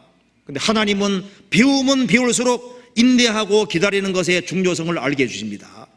하나님은 원래 하나님이시기 때문에 스케일이 크십니다. 하나님은 인대의 하나님이시고 인대하게 만드시는 하나님이십니다. 그래서 성경 전체가 인대하는 자가 복되다고 말씀하고 있는 겁니다. 너희가 욥의 인대를 들었고 죽게 해주신 결말을 보았다. 아브라함은 이같이 오래 참아 약속을 받았느니라. 요셉도 이집트에 팔려가서 13년 동안 오랫동안 참았습니다. 이 성경 전체가 무엇을 말하고 있습니까? 인대하는 자가 복이 있다. 왜? 하나님은 인대의 하나님이 그런 겁니다. 인대의 하나님. 그리고 우리로 하여금 인대하게 만드시는 하나님이십니다. 그리고 인내하는 사람 뒤에는 뭐가 있느냐? 여기 말한 대로 안위의 하나님. 인내하는 사람에게는 틀림없이 그 뒤에 위로가 따라다니는 겁니다. 하나님이 고난을 주시고 고난을 잘 견디는 사람 뒤에는 반드시 안위, 위로가 따라다니는 거예요. 시편 94편 찾아보시겠습니다.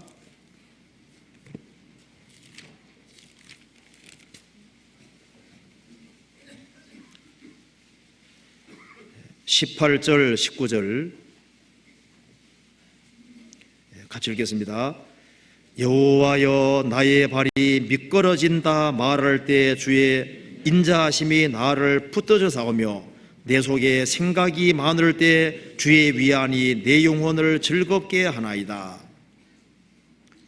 여호와여 나의 발이 미끄러진다 말할 때 이제는 나는 미끄러진다, 실족한다, 이제는 더 이상 나는 못 견딘다 할 때 주의 인자하심이 나를 붙들어 싸우며 내 속에 생각이 많을 때 주의 위안이 내 영혼을 즐겁게 하나이다.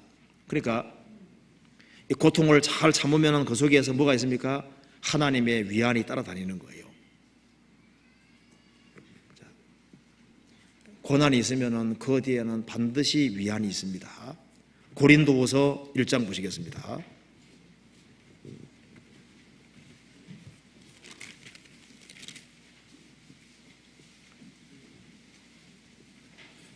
(1장 3절입니다)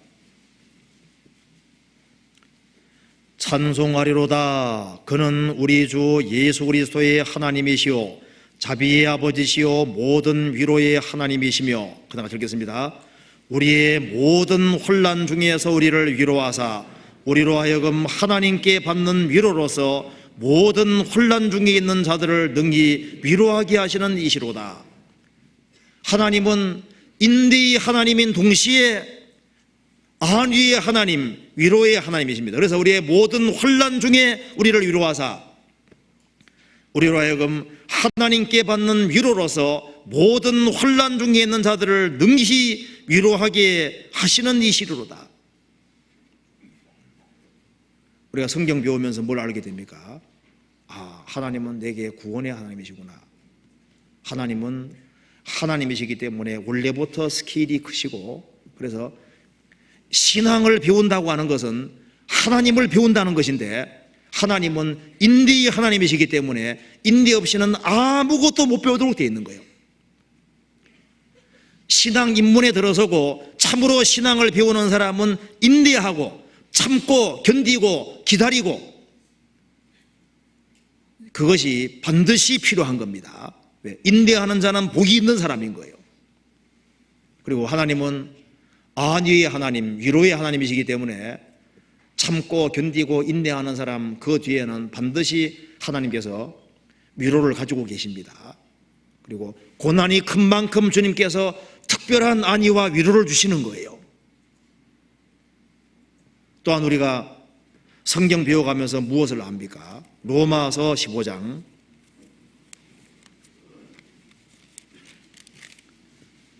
13절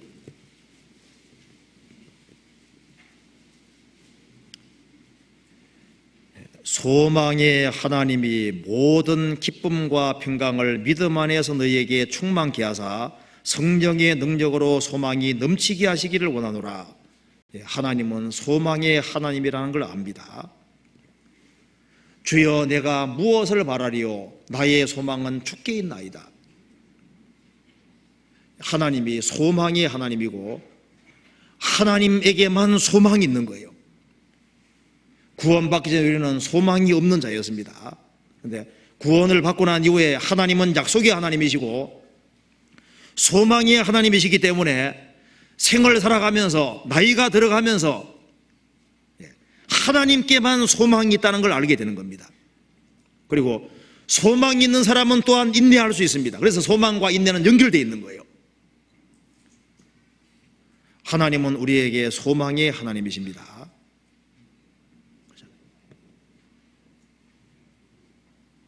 이 세상은 소망 없습니다. 이 세상도 그 정욕도 지나가되 세상 것은 다 지나가는 거예요. 눈에 보이는 모든 것은 다 없어지는 겁니다. 주여 내가 무엇을 바라리요? 나의 소망은 주께 있나이다. 이 성경의 약속은 절대 변치 않습니다. 이 성경의 불변의 약속, 이것 때문에 우리에게 큰 위로가 되는 거예요. 또한 하나님은 33절에 평강의 하나님께서 너희 모든 생사람과 함께 계실지어다면 하나님은 평강의 하나님이십니다. 구원받을 때 영원의 평강이 왔습니다. 생활 중에도 주님께서 평강을 주십니다. 왜? 하나님은 평강의 하나님이십니다. 위기 속에서도 또 주님이 평강을 주십니다. 그리고 죽음 앞에서도 평강을 주십니다. 독일 한 교회 신학적 겸 목회자인 본헤퍼라는 사람 들어보신 분도 꽤 있을 겁니다. 히틀러가 통치할 때 히틀러 그걸 반대해서요 감옥에 들어가서 오랫동안 옥고를 치루었습니다. 그 본헤퍼가 죽을 때 1945년 4월 8일 주일날 처형을 당했는데요. 그때 이제 마지막 이제 죽으러 나갈 때요. 같이 지냈던 동료들이 떠나보내는 본헤퍼를 보면서 눈물을 흘리니까 본헤퍼가 이런 말을 했습니다. 여인을 보이면서 말했습니다. 기뻐하십시오. 오늘은 내 생애 최고의 날입니다.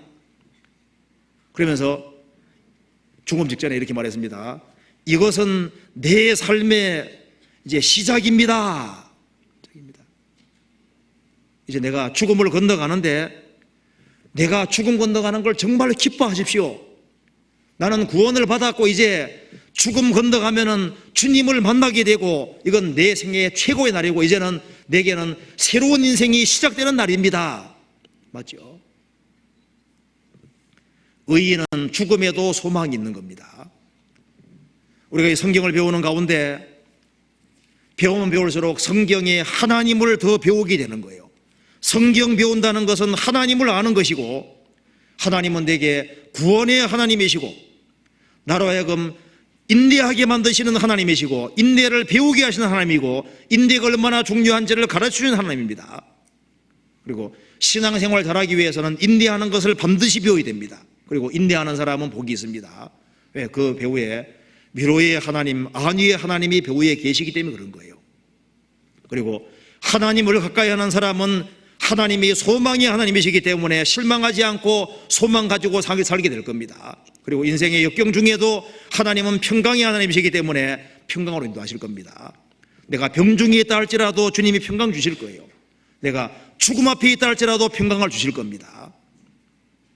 그래서 로마서 14장 15장에서 말씀한 대로 이왕 생을 살아가는 김에 일단 조심하고 사는 것이 최선입니다. 그렇죠? 생을 살아갈 때 매사에 조심하여 사는 것이 그게 지혜로운 거예요.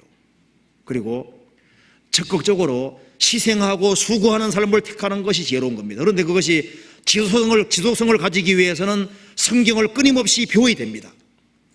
성경 배우는 가운데 하나님을 알아야 되고 하나님을 알고 하나님이 살아계심을 확실하게 할 때 우리는 힘차게 살 수 있고 헌신할 수 있고 소망 가지고 열정 가지고 생을 살 수 있게 되는 겁니다. 같이 기도하시겠습니다.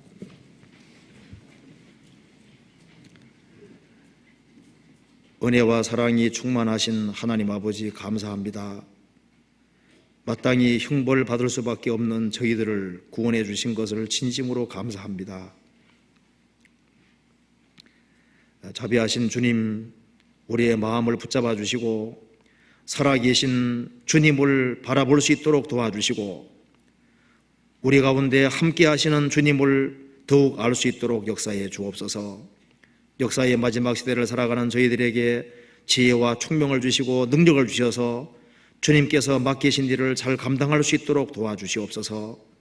전국적으로 있는 모든 집회 가운데 함께해 주시고 해외에서 선교하는 모든 발걸음 가운데 주님이 함께해 주시고 또 우리 구원받은 모든 식구들을 일일이 함께해 주시고 주님 역사와 능력을 나타내 주옵소서. 우리를 죄에서 구원해 주신 우리 구주 예수 그리스도 이름 받들어 기도하옵나이다. 아멘. 찬송 같이 부르시겠습니다. 은혜 찬송 108장입니다.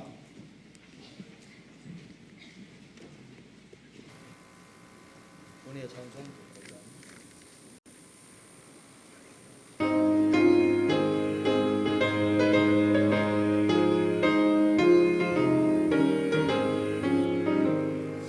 어느 좋은 그날 아침에 난 가리라. 주가 예비하신 그곳에 난 가리라. 난 가리라. 오 영광 난 가리라. 멀잖아 할렐루야 그때에 난 가리라.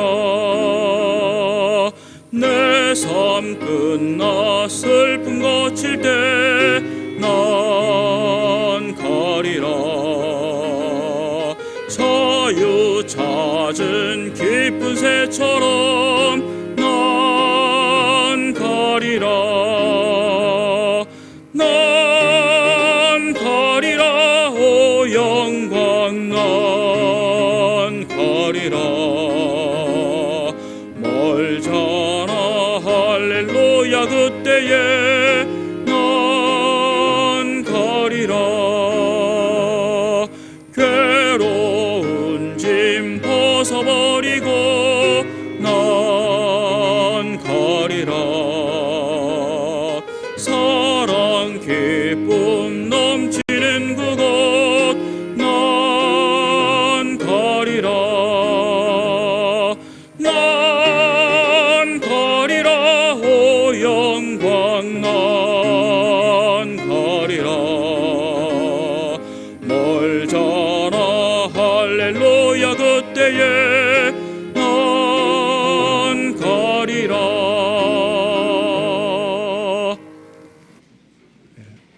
광고 없습니다. 마치겠습니다. 안녕히 들어가십시오.